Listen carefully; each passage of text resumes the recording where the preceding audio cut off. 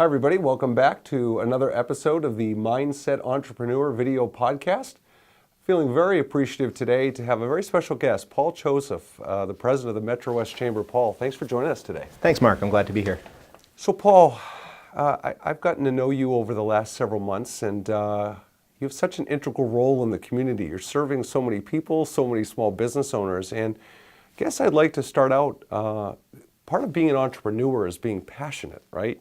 And so I would love to know your passion and where that kind of comes from and stems from, your why for doing what you do in this world. Sure. I think the chamber job was a result of some activity that I'd participated in as a volunteer politician in our town of Natick. So about 10 years ago, I got politically active when there was the threat of closing our children's elementary school. So I got involved in an override campaign, and that pulled me into town meeting. Subsequently, I became a selectman and also chaired economic development in the town. And really, to get to the question of why, what motivated me at the time was we voluntarily chose to raise our taxes, but I knew that was a very sensitive issue. And I also felt, given my business background, that there probably was a better resource or ability to raise revenue than strictly residential tax rate. So putting on my MBA hat, entrepreneurial hat, how can we help the economic development investment the community was making to help offset the cost of living in MetroWest, which, as we all know, is very high.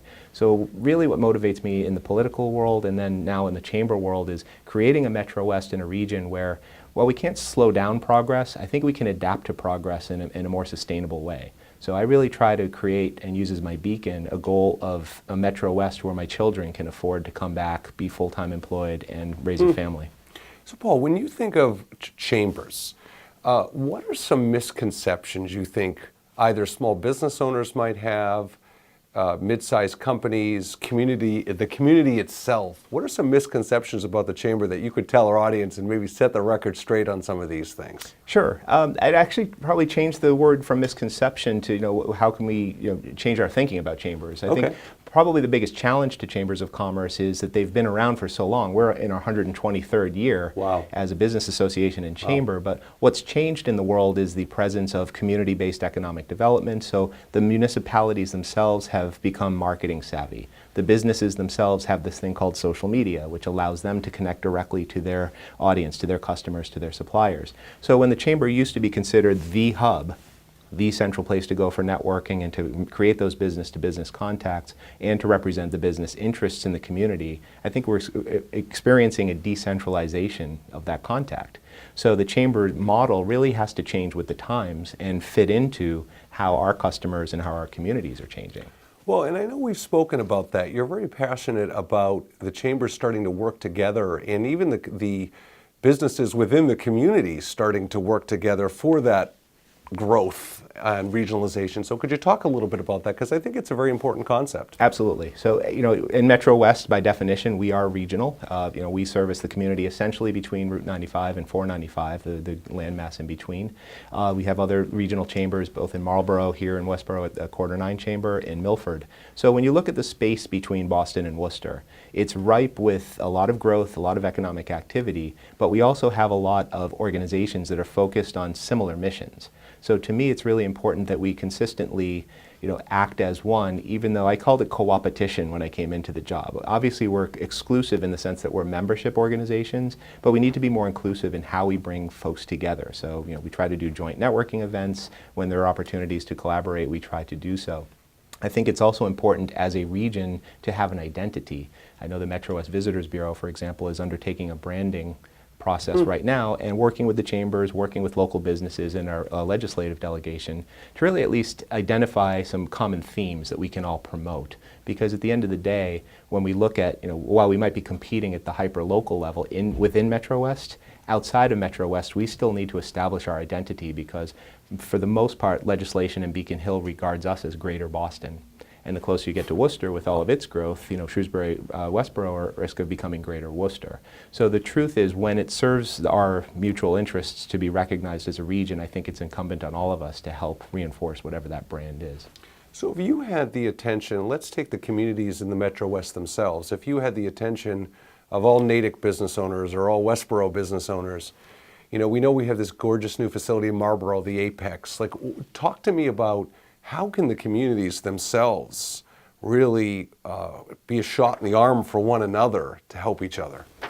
I think it's important, and this is a great example. You brought up 3 communities that have different trajectories of growth, but all upward.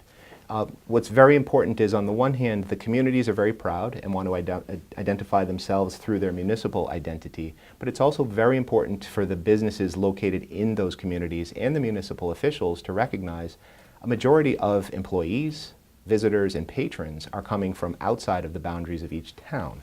So when we talk about MetroWest, I'll try to use the analogy of the gas station traffic.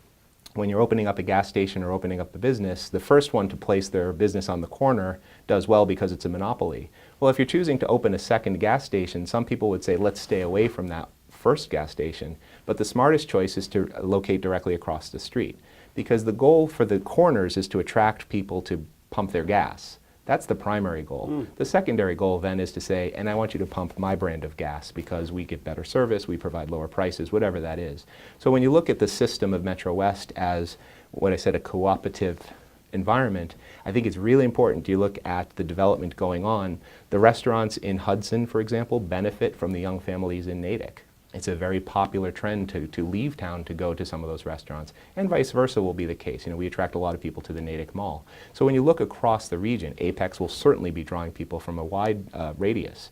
It's very important for the people within the municipalities to not feel put off by the fact that we're trying to bring business in. As I say, as a regional chamber, my goal is to amplify and to accelerate the work that's being done locally and through other business associations. Yeah, I think that's a great point.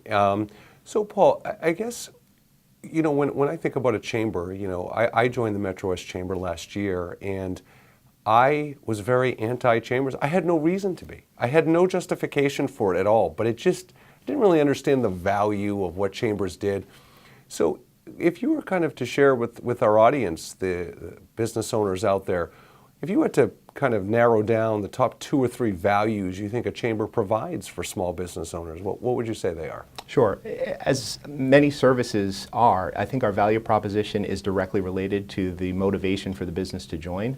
For the vast majority of our members, which are small business under 5 employees, they join our chamber for purposes of marketing and developing their professional networks, whether it's supply chain networks or exposing their business to other consumers. So it's very important that the chambers continue with what their core competency has always been, which is networking events, providing a place where people can convene, get to know each other, physically exchange business cards. I really didn't have as much of an appreciation for the old school mode of networking until I really got into this role. I was a chamber member for 5 years, but because my target customer was a large enterprise, I tended not to go to the smaller networking events, and I missed out on an opportunity because it's that network of the network that really becomes the greatest source of referrals sometimes. So even though I was looking for buyers from within an enterprise environment, the fact is we bring individuals from those large companies to these networking events. So it's important, one point of value is the marketing and presence. Some companies join strictly because they're introducing their brand to the community for the first time.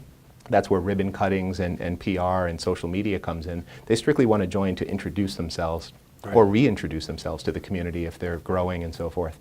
And then lastly, I think the other core components are advocacy. So on the political realm, we try to participate in economic development and support the progressive consideration of bylaws in the community. So if a company comes in and is having trouble with signage or needs some access changes in the community, we'll advocate on the local level. We do have a regional economic development organization called the 495 MetroWest Corridor Partnership. They do things on the larger scale for the region. I kind of contrast how we do economic development with the chamber as, we'll appear at a planning board meeting, we'll appear at a zoning board of appeals meeting to help a local business owner make their case, whether it's through a letter of support, physical testimony, and so forth. And then finally, supporting the education of our workforce. That's a primary goal for our Chamber of Commerce this year.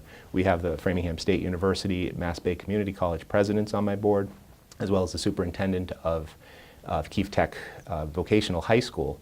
And what I've been learning throughout the last couple of years working directly with these institutions is there's tremendous opportunity to share resources. We can bring mentors from the community to come in and speak. As you know, you've come in, you've been at Framingham State for some events.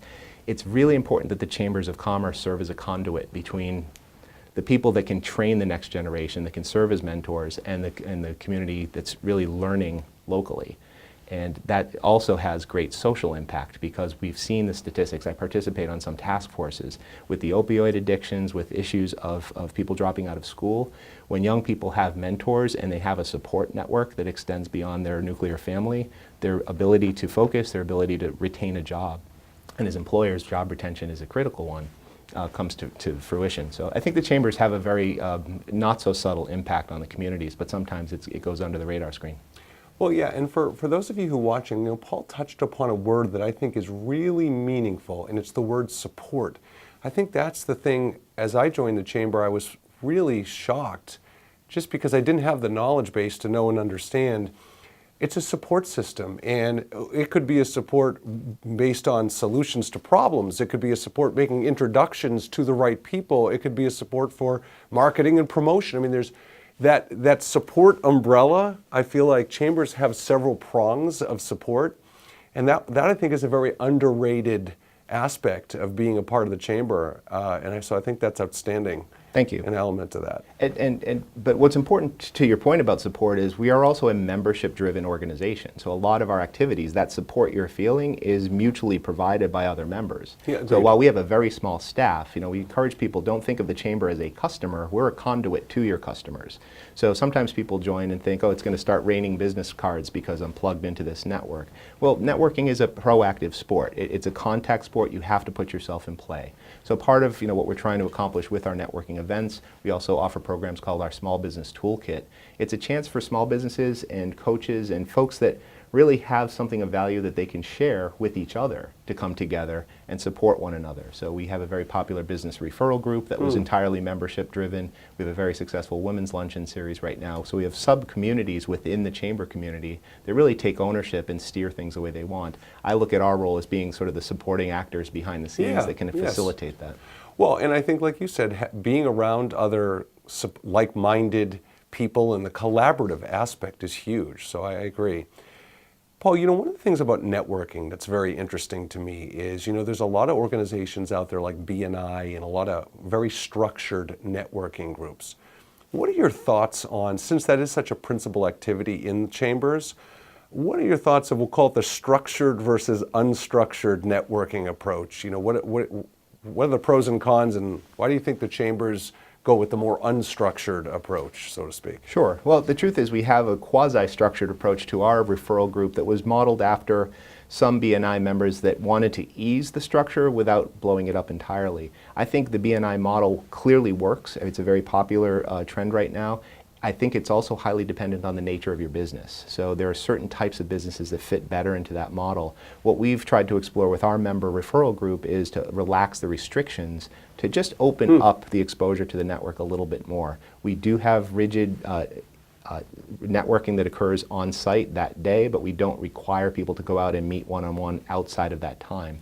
I think what I've also clearly discovered, and I think we all feel, the single most vanishing commodity we all have is time.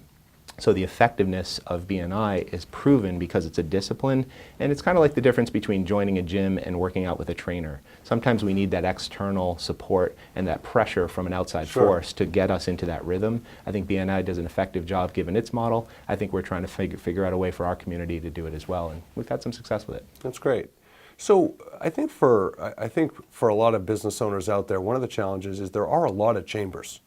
And if it was as simple as a geographical regional thing, wouldn't be such a problem, but it's not that simple because there's a lot of chambers even in close quarters and within regions. So if you were to give best practices or advice or feedback to someone who's kind of figuring out, they know they want to join a chamber, but they all look so appealing and they're not sure where they want to go, how does someone decide what's the best fit regarding what chamber to choose? You use the right word, it's fit.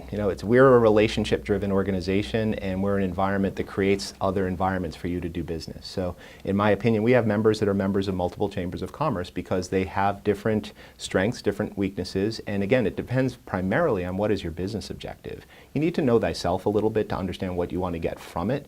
And in some cases, you might not know.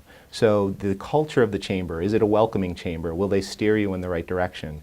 Do they invite you to come to events? So some chambers are extremely exclusive, some open up their events. We have a typical, and it's very consistent across chambers, member, non-member structure.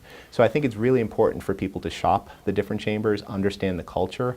And again, it really is a personal decision. It's also a time-based decision. One thing I've noticed is we've had members for many years that have dropped out for time but have come back in certain times. So understanding that time is a precious commodity for the businesses, you might be the right chamber for me today, but tomorrow you might not be because of my availability or business goals. And I think that's really important. The other piece of it too is I think as I said, the relationships. What are you getting from your relationship with the Chamber of Commerce? And when I say that, not exclusively staff, but the individuals that are involved with it. So to me, it's all about, we're a business, if you will, built around creating a community.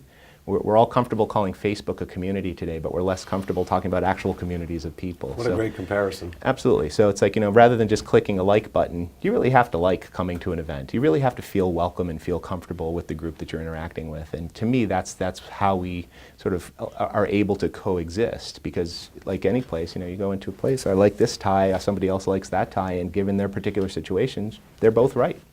Well, and I think you're spot on, and I think a lot of it is, you as a business owner have to be engaged and involved. It's not, things aren't going to happen magically. So it's one thing to join, it's another thing to participate, and it's not even about being able to go every month, but you've got to carve out some time over the course of the year to participate, because like you said, you can't be a part of that community if you're sitting behind a desk all day. Absolutely. And to be fair, we do have members that strictly join. They want to be in our directory. They want to be available when people do Google searches and come up. We do promote people through job listings and advertising. So they might strictly be using us for a channel of outbound marketing, and that's fine. There are others that truly use us as their direct sales network. So Paul, talk about some of your goals and initiatives for the Chamber in 2018, and kind of where you see in the short term and long term, and if you had a magic wand and could make 100 things happen, what are a few things that you would like to see happen? I'd like us to see recognition that we're closing that gap between the opportunity to train and hire local employees and really create ladders to what I call sustainable wage-paying jobs. We're at risk in MetroWest because a lot of the job growth is coming in the retail and services sectors, which are great. We have tremendous small business success and growth in those areas. The problem is that forces us to become a net importer of talent.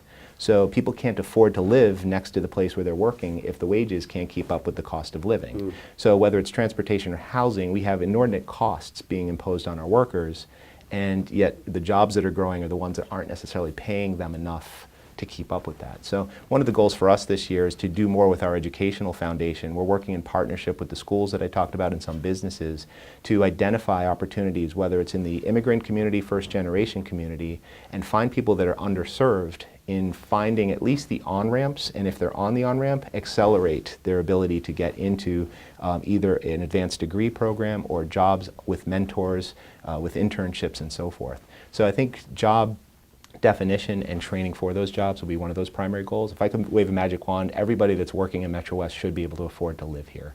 It's not going to happen in 2018, but that's definitely what motivates us. The second one is the primary one for the Chamber, which is business growth. For us, it's about the businesses riding this wave of success.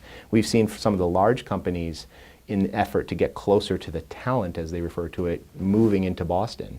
And to me, that's the biggest risk to our area, is retaining the larger employers that support the ecosystem of small employers that are here. So it's a really important job for the Chamber to bring those communities together and make sure that the thousands and tens of thousands of employees that work on these corporate campuses choose to go to the local restaurant as opposed to simply to their cafe on site. By definition, it's important for productivity for businesses to keep their employees on site. So you do see this insular corporate culture sometimes that prevents growth or interactions between those two communities. So for us as a priority, we're really trying to leverage the fact that we've got some big name large employers as sponsors and members, but connecting those employees with the small businesses and the communities that they serve. No, that's fantastic. So if any of our audience wants to join the Chamber, simple, how? Absolutely. We're just www.metrowest.org. You can reach out to me directly, paul@metrowest.org, or contact our Director of Marketing and Membership. Her name's Jill Schindler. And we're all first name at metrowest.org, so you can contact Jill at MetroWest. And before we let Paul go, I just want to say Paul really is very instrumental in helping the community beyond his responsibilities at the Chamber. Paul's very giving of his time to nonprofits and to schools and to organizations, and so we really feel really lucky to have him here because he is a very special guy in that regard. So, Paul, thank you so much for joining us today. It was great to have you. Thank you. I appreciate being here, and good luck. Yeah, thank you. All right, thank you for joining us for another episode of Mindset Entrepreneur Video Podcast. We'll look forward to seeing you again next week.